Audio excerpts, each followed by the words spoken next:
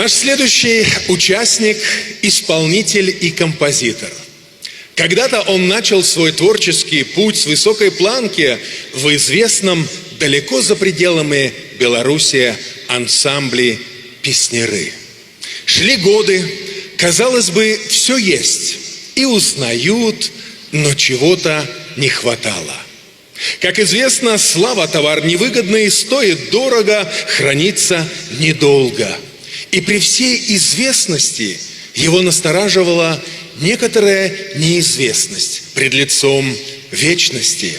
Еще работая в ансамбле, он начал читать Библию. И под ее влиянием написал первую христианскую песню. А потом наступил момент, когда было принято важное решение – покаяние, исследование за Христом. Ведь лучше покраснеть на земле, нежели бледнеть в небесах. Приглашаем на эту сцену Александр Веславский.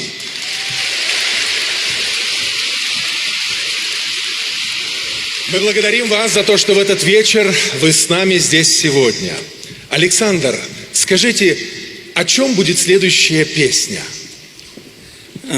Песня, что Беларусь заслоняется верою, что Беларусь утрымается верою, Беларусь оцаляется верою и Беларусь отродится верою. Это и есть фундамент нашей страны. Поэтому и песня об этом.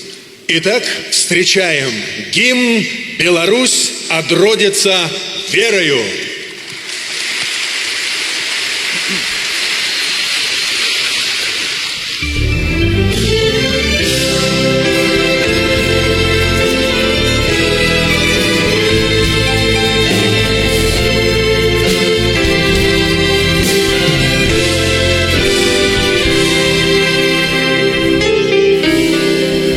Людський не слышит веков, свой узрост и он с гадками мерае, от навал из усіх боков Беларусь заслонялась верою, кожному по своим каушу, як бабылка туха вечерае, дьяволу не продала душу, Беларусь заслонялась верою.